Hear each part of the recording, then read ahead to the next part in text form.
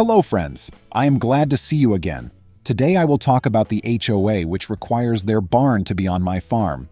I used to think the weirdest call I'd ever get on a Saturday morning would be from a neighbor asking to borrow a tractor. That was before an entire homeowners association showed up at my fence line with clipboards, a portable espresso cart, and a contractor in a neon vest pointing at my orchard like they'd already bought it on a home show. When I told them they weren't building a barn on my land, the president of the HOA dialed 911 and reported a hostile trespasser. The trespasser was me, standing in my own boots on soil I paid for with a lifetime of early mornings and a stack of notarized paperwork as thick as a phone book. If you're wondering how we got there, grab a seat. I'll lay it out with the kind of detail you only get when every step leaves a paper trail and a bruise. I own a farm, not a corporate anything, just 80 acres of mixed pasture and orchard with a steady flow of honey, apples, hay, and summer interns who arrive bright-eyed and leave with forearms like ropes. On the east side of the farm is a newer subdivision with narrow streets and immaculate recycling bins. The subdivision has an HOA that refers to itself, without apparent irony, as a village. The village has a glossy newsletter, prizes for best seasonal wreath, and rules about the acceptable color of mulch. They also have a map they relied on too much and common sense they didn't rely on at all. When I bought the farm, I read everything.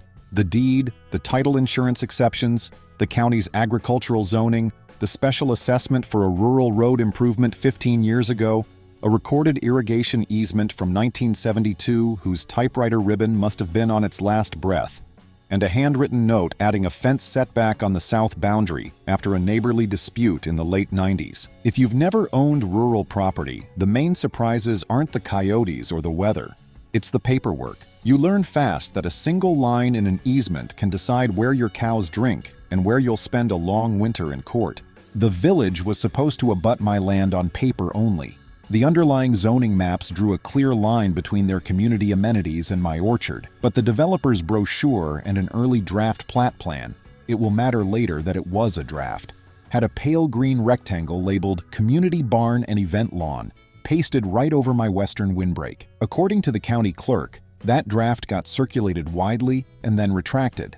The final recorded plat shifted that amenity area inward, away from my property. The HOA's marketing team, however, apparently never got the memo or didn't care. They sold a dream a few years back of country living conveniences, which included a barn for residents to host seasonal markets. The residents bought homes believing they were getting a barn someday. The developer disappeared quietly after selling the last lot, leaving a gaping expectation shaped like a post and beam building that never arrived. The HOA board decided they'd deliver the barn themselves, and for reasons that will always astound me, they decided that barn belonged on my orchard. So this story starts the way too many stupid stories do, with a clipboard at my gate. The clipboard belonged to a person named Merritt. If names could be ironed, his would have been. He was the HOA president, and had that slow smile people use when they're about to say something extremely unreasonable, very politely. "Good morning," he said, palm up like he was blessing my tractor. "We're thrilled to finally move forward on the community barn. Today's just survey and staging. No noise, minimal disruption." "On whose land?" I asked. I wasn't being clever, it's just how I talk when I'm on my third coffee and a stranger is telling me what they're doing on my dirt. "Our barn pad is here." He passed me a laminated copy of the marketing deck. Not the recorded plat, not a deed, not even the county's GIS printout. No. A marketing deck with pastel illustrations and a clip art ribbon cutting. My windbreak was a faint green blur under a centered brown rectangle.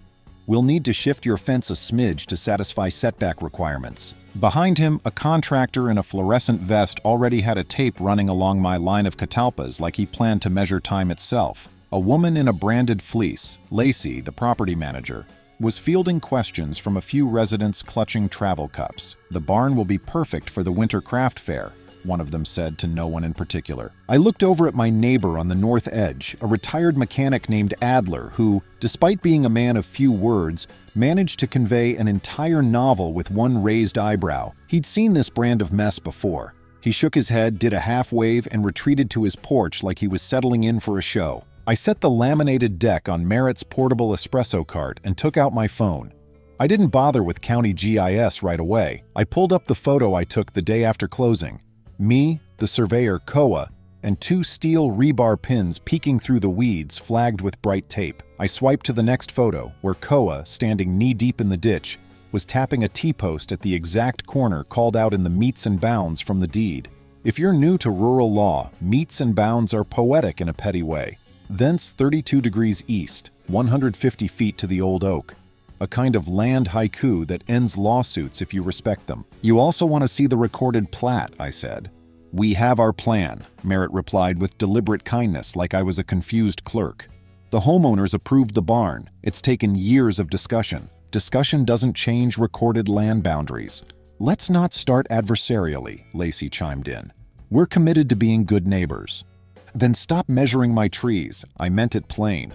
The contractor stopped, slowly reeling in the tape like fishing line. He gave me an apologetic look that said he'd go wherever the check cleared. We're not measuring your trees, Merritt tried. You're measuring my trees. It's the barn pad, which is on my land. You're being combative. I didn't feel combative. I felt like a person being told to move their fence for someone else's party. Show me a deed, I said, holding out my hand. Show me an easement. Show me the instrument number from the recorder's office. Show me one thing with a stamp on it that says you can sink posts here. They had none of that. They had a brochure and audacity. And then, when I stood in front of the contractor and said, "No work here today," they had a phone in Merritt's hand calling 911 and reporting a hostile trespasser obstructing a community project. I watched him do it. He gave my address. He said hostile twice. He said trespasser like it was confetti. Lacey tugged the sleeve of his blazer, whispering something about, "Let's not escalate." But he waved her off, eyes battened to some idea of justice that had never met a plat map. While we waited, I texted 3 people. Koa the surveyor, my friend Sable, who runs a program for kids on the farm come summer, and Adler with the eyebrow. Sable responded with, "Do we need cameras on?" Because she has that kind of sense.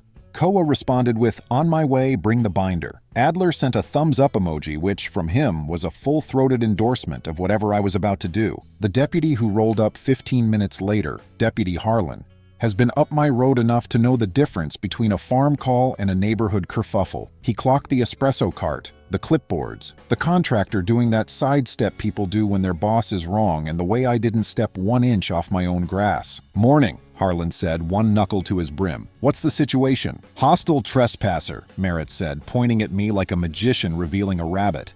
"He's obstructing a lawful community project." "On your land?" Harlan asked. "On the barn pad," Merritt replied. "Our amenity area is along this fence." Harlan looked at me. "You got paperwork?" "Always." I handed him the deed, the recorded plat, and my favorite document, the title company's letter confirming the legal description, with a paragraph in bold about no encroachments observed. Harlan read like a person who knows he will have to talk to a supervisor later and prefers to get it right the first time. Lacey tried to hover. Harlan put up a hand. "Give me a minute." I walked him to the corner pin. We traced the line to the catalpas, to the irrigation ditch, to the old oak the meets and bounds still adore. Koa's truck pulled in, and he jogged over with his tablet, smiling like Christmas arrived early.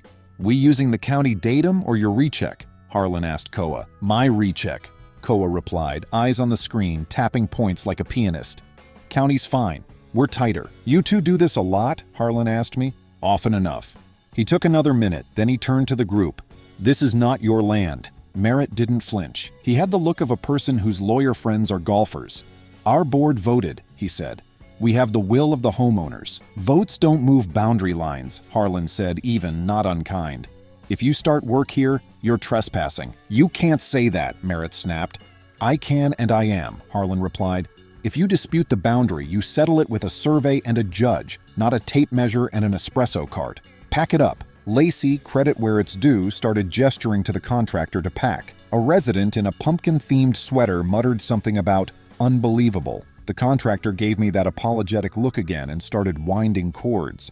It could have ended there. It should have ended there. But entitlement is a kind of gravity. It pulls foolishness downhill. "We will be back," Merritt said, and then, as if auditioning for a very small stage, he pointed at my feet and said, "You're making an enemy of this community." Adler's screen door squeaked. He leaned on the rail and said just loud enough, "Get off his land. No flourish. Pure base." Merritt glowered, collected his brochure, and left with a promise to speak to counsel. I wish the next chapter was me celebrating with cider. Instead, it was paperwork, phone calls, anonymous notes, drones, and bees.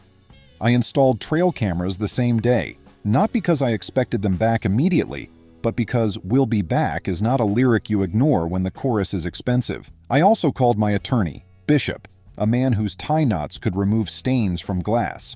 I explained the whole mess, including the 911 call. Bishop listened, made that little HM that means he is already building a list, and said, "They have no easement? None recorded, I checked. Then if they file one anyway or try a lien, that's slander of title. If they trespass, we'll ask for an injunction. Document everything." We documented everything. Copies in the cloud, copies in a box that lives in my pantry behind the bulk oatmeal, copies in a folder in my truck. HOA emailed me a map with geotagged photos and a cheerful note. People always think maps are suggestions. 2 days later, a letter arrived on embossed stationery from the village board. It was addressed, "To whom it may concern," as if my own name on my own mailbox offended them. The letter gave me 30 days to remediate encroachment of fence and to cooperate in relocating trees. It also included a fine schedule. They intended to fine me, a non-member, for non-compliance up to $200 a day. That was the moment I realized this wasn't a misunderstanding. It was a campaign. Their mistake on the barn location had been baked into their identity and budget, and they thought I'd fold under pressure because most people do when an organization sends them official-looking mail. Bishop laughed when he saw the letter. "They can't fine a person who isn't subject to their covenants," he said. "Send them a letter with your deed attached and a sentence. I am not and have never been a member. Cease and desist from further attempts to assert authority over my land. Copy me." We sent it. We printed it. We hand-delivered a copy to Lacey's office where a lobby TV played looping footage of neighborhood potlucks and a music track of relentless cheer. "You understand you have the wrong land?" I asked her. I didn't hate Lacey. I suspected her job read like hour-by-hour crisis management with a side of holiday decor. She sighed deep. "I've told them," she said. "There's a map from the developer, draft map. I know, the recorded one's different. You could call the board president and say, 'We're wrong.'" She met my eyes for half a beat, then looked away. "It doesn't work like that," she said. "They feel misled by the developer. Then sue the developer. Don't sue my orchard." "You're not helping," she said, and it was so honest I almost apologized. "I'm not trying to help you be wrong," I said. "I'm trying to help you stop." It didn't take. The next salvo came on a Sunday when a neighbor's kid wandered over with a drone, buzzing low over my hives. The bees do not require an invitation to express their opinions. The kid, whose name was Owen, was sweet and immediately apologetic.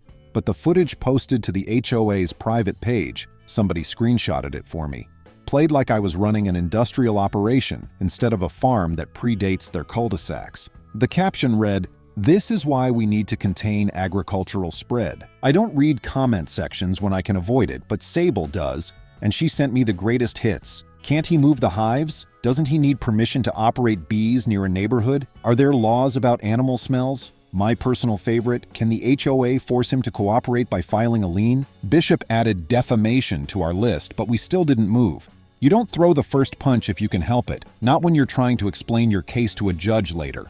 They called 911 again the following week. That time, the report said illegal grading equipment on HOA land. The grading equipment was my box blade, and it was parked in the same place it has been parked for 2 years, in a little turnout on my side of the ditch, where I keep it away from the sprinkler heads. Harlan came out again, already tired of all of us. He stood with me while we played back trail cam footage from the night before.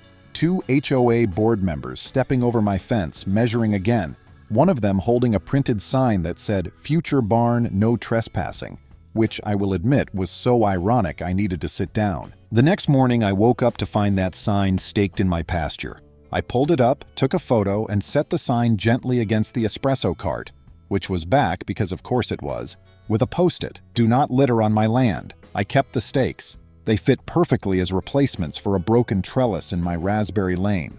When you live rural, you learn about something called the Right to Farm Act, which varies by state, but generally says if you're running a lawful agricultural use, your neighbors can't treat your normal operations as a nuisance just because they find them inconvenient. It doesn't make you a king. It tells the crowd that they can't vote away your manure and bees. I printed the act and put it with the binder we take everywhere now.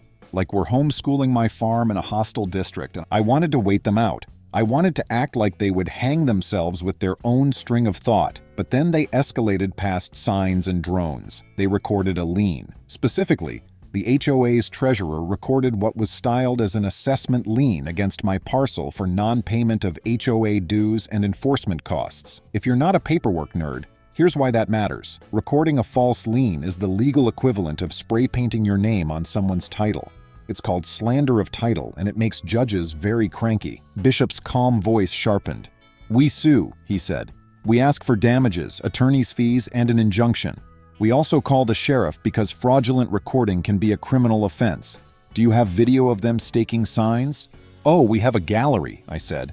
We filed suit the next day for slander of title, trespass, and an injunction prohibiting further interference. Bishop's complaint read like a bedtime story for the exhausted. Every date, photo, and measurement stacked like hay bales ready for winter. We attached the Right to Farm Act. We stapled the recorded plat to the back like a brick. We served the HOA at their monthly meeting, where the grape punch suddenly lost its sweetness. Before the first hearing, I did something that confused even Bishop. I invited the HOA to a tour. Not a barn raising, not a compromise talk, not a "can't we all get along?" A tour. I posted the invitation publicly on my own farm page and hand-delivered copies to certain porches. It read, "If you believe the community barn stands on my orchard, come walk the line with me. I'll show you the pins, the fence, the ditch, and the law." About 20 people came. Some stood with their arms crossed at first, as if my catalpas had something to confess. I started at the corner pin with a bright flag and the photo of Koa knee-deep in the ditch setting it. I walked the line. I explained meets and bounds in plain language. I explained my irrigation schedule. I explained why the barn pad they imagined would flood every spring because the ditch swells like a late river, and that no permit would be issued over it. I did not get angry or even raise my voice. I just walked the line like I've walked every morning for years. At the end, a woman named Jeannie put her hand on my sleeve. "We were told the barn would be here," she said, eyes shining with the particular shame that comes from being sold a hopeful lie. "You should have a barn," I said, "just not on my land." "So where?" "Your recorded amenity lot is inside your boundary by the playground," I said. "It's smaller than you pictured, but if you go up, you can still have the market you want. It'll need stormwater management. It will not have a sunset view of my orchard, but it will be yours." She nodded slow. 2 other residents quietly thanked me. One said she'd been tired of the fight for weeks. Another asked if she could still buy honey this fall. The board didn't come to the tour, except Merritt in his car at the end of the road, watching like a hawk that's sure the rabbit owes it an apology. He left before I could wave. The first hearing was a simple one, a request for a temporary restraining order to prevent further trespass, and to require the HOA to remove any signage and undo any unauthorized ground disturbance. Judge Lynn reads everything and asks precise, unadorned questions that make lawyers sweat. Bishop was made for this judge. He said meets and bounds like he was handing over a set of keys. The HOA's counsel, a man named Trent with a pocket square that matched his socks, argued that equity favored the homeowner's expectations. Judge Lynn flattened that with one sentence: "Equity does not rewrite recorded title." Then she granted the restraining order and set a schedule for a preliminary injunction hearing. She also asked pointedly why an HOA was assessing dues against a parcel never subject to its covenants. Trent coughed and said something about clerical error. Outside, Lacey approached me with pale cheeks. "I tried to tell them," she said. "I have emails. You'll probably want to keep those," Bishop said, not unkindly. "There'll be exhibits soon." We won the preliminary injunction too. The judge found that we were likely to succeed on the merits of slander of title and trespass. She ordered the HOA to record a release of the lien within 5 days and barred them from entering my land. She ordered them to send a letter to all homeowners correcting the misinformation about my property being a future amenity site. As we walked out, Bishop said, "They're not done," in the resigned tone of a man who has watched people light money on fire because they hate being wrong. He was right. The board doubled down, but they stopped stepping over my fence. Instead, they tried to wage a paperwork war with the county. Code enforcement showed up to inspect my hives after an anonymous complaint that I had placed them within an unpermitted structure adjacent to a school bus route. That sentence belongs in a museum of vague nuisance. The inspector, a calm woman who's been out here enough to know my dog by name, looked at the hives, took a photo, and said, "This is fine." The HOA also filed a noise complaint about my hay baler. The county's agricultural zoning permits equipment noise within reasonable hours, which I observed. When the complaint didn't go anywhere, someone posted a cropped photo of my partner Ray repairing a fence with a caption implying we were dangerous loners who don't respect civil order. Ray, who volunteers at the food bank every week and gives away more eggs than we sell, laughed so hard he had to sit on the porch steps. I got quiet messages from residents. Some apologized. Some had become genuinely afraid of their board. One sent me screenshots of an internal thread in which Merritt explicitly told the board to be relentless. Another included a line I underlined in fury. "HOA, it is a mistake." That one came from Jeannie replying to Merritt and begging him to stop. Merritt's response: "We aren't wrong. We're early. It didn't matter how early you are if you're facing the wrong direction." If you've read this far, here's where it gets a little petty and, I'll admit, a touch sweet, because I did indulge in something that could be called malicious compliance, though it was entirely legal and quite educational. The HOA insisted for weeks that an invisible, unrecorded community amenity strip extended onto my orchard by implication. Their words, not mine. So I decided to treat that strip like a science class. I established a pollinator demonstration area along the exact line they kept pointing to, on my side, complete with signage citing the state's pollinator-friendly farming statute, which the county loves. I placed 3 additional hives, planted a row of native wildflowers, and invited the local 4-H club to do a field day. We put bright, cheerful signs on my fence. "Pollinators at work. Do not disturb. Protected by state law." I sent a courtesy notice to the county extension agent and the sheriff, not asking permission, just ensuring that if anyone called to complain, they'd know the facts. I did not place the hives near their playground. I placed them according to best practices and guidelines, with clear water sources and windbreaks, and a fence that trains bees to fly up and away. We also posted a sheet of the law laminated in plastic, double-spaced, so even a nervous person could read, "Agricultural operations that adhere to best management practices shall not be considered a nuisance under statute." The next weekend, a group of HOA folks in matching sun hats lined up at the fence to glare. Someone filmed, someone else narrated like it was a nature documentary, and then someone said the line that made the whole thing worth it. "We can't build a barn there now, there are bees." I smiled across the ditch and waved. "There have always been bees," I said. Now there are signs. A week later, a process server approached my gate with an envelope. The HOA had filed a counterclaim, accusing me of interference with community development and intentional infliction of emotional distress for planting bees. Bishop giggled. "Bring that to the hearing," he said. "The judge will love it." In preparation for the main event, Bishop added a claim for abuse of process. We also subpoenaed the developer's original files, which is how we found the draft map that started this mess, and the email from 4 years ago in which someone from the marketing team admitted, "We used the pretty map instead of the recorded one. No one will check." That email, that one sentence, was the kind of gift you don't often get. Proof, in writing, that the story the HOA told themselves was built on a picture book. The preliminary conference in front of Judge Lynn was unlike any other I've attended. The courtroom was full. Farmers came. HOA members came. Someone from the local paper came. Sable came with 2 of her summer kids who asked if they could skip school to watch because this feels like civics. Judge Lynn asked counsel to summarize. Bishop did, in calm order. Trent tried, but he faced something lawyers dread: facts that do not bend. "Counsel," the judge said, "is your position that your client's expectations based on a marketing document override a recorded plat and deed?" "Our position," Trent began, but he didn't get far. The judge held up a hand. "Stop.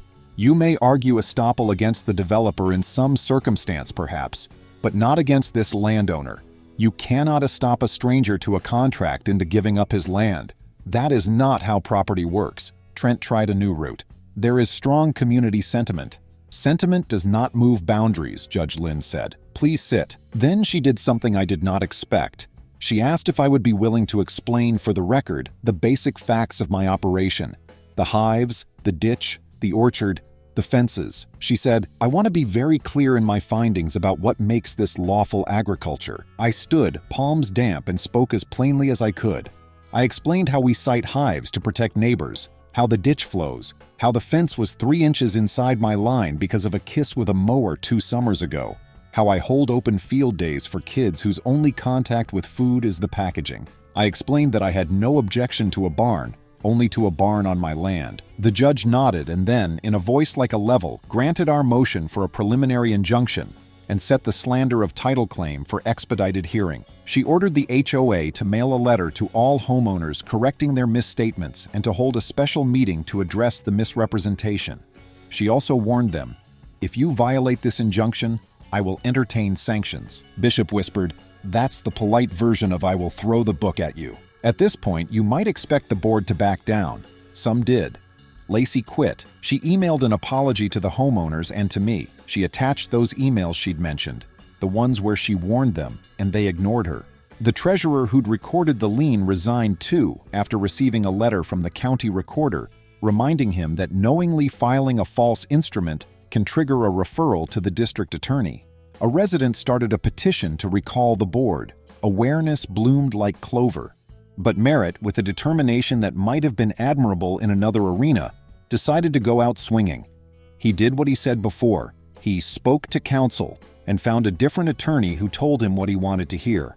They filed a new suit, this one in small claims court. It got kicked to the main docket immediately, alleging my bees had damaged community tranquility and seeking the cost of renting noise barriers during their summer events. Yes, noise barriers for bees. Here's where the twist folds back on itself. Remember the irrigation ditch? It runs along the boundary between my orchard and their greenbelt. 2 nights after their small claims filing, my trail cam caught 2 figures with flashlights near the ditch's headgate fiddling with the boards.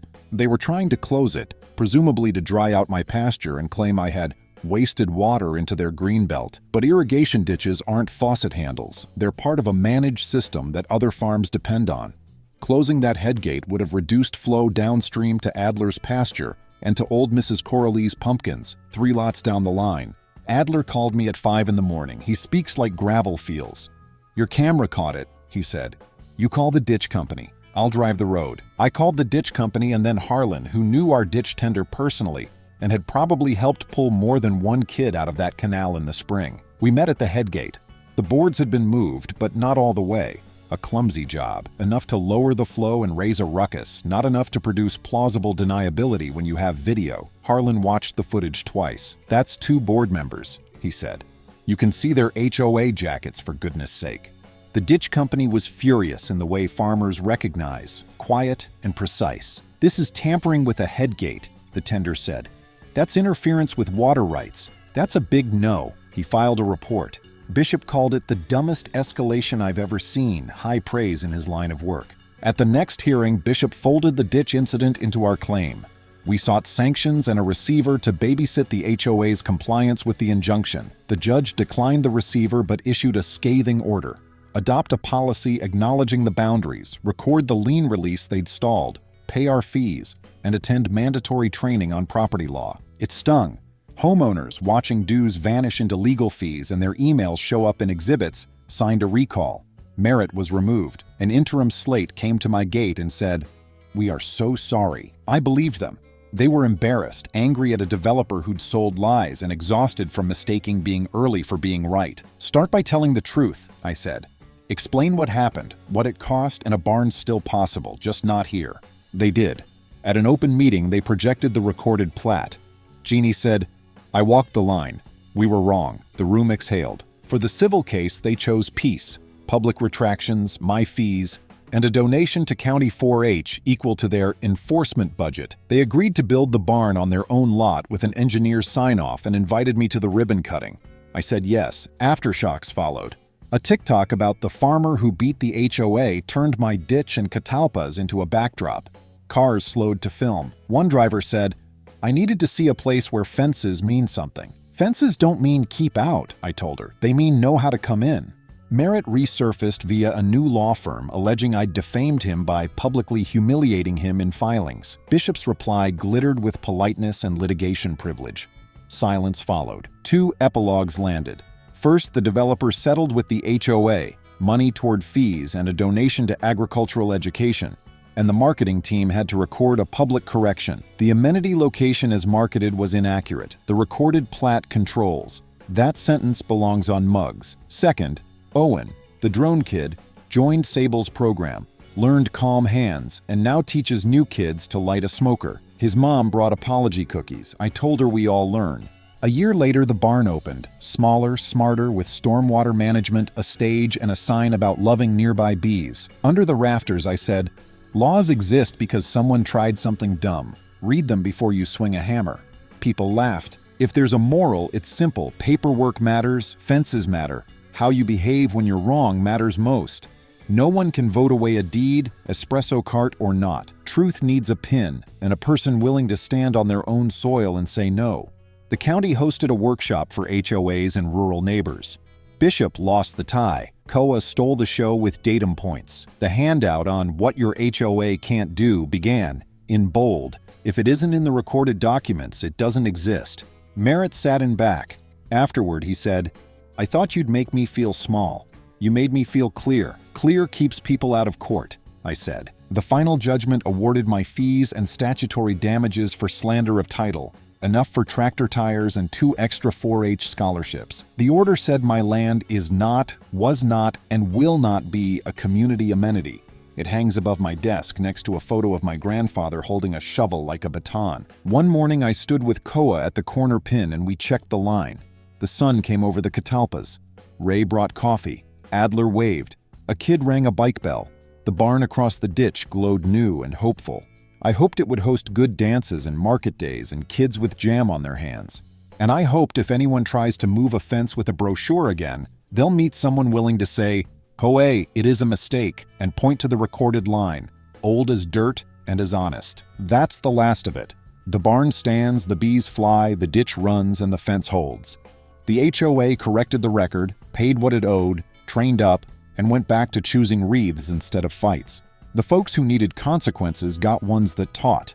The rest learned to love the line a little. I wake each day on ground that doesn't need a phone call to tell me it's mine. Boundaries aren't rude, they're respectful.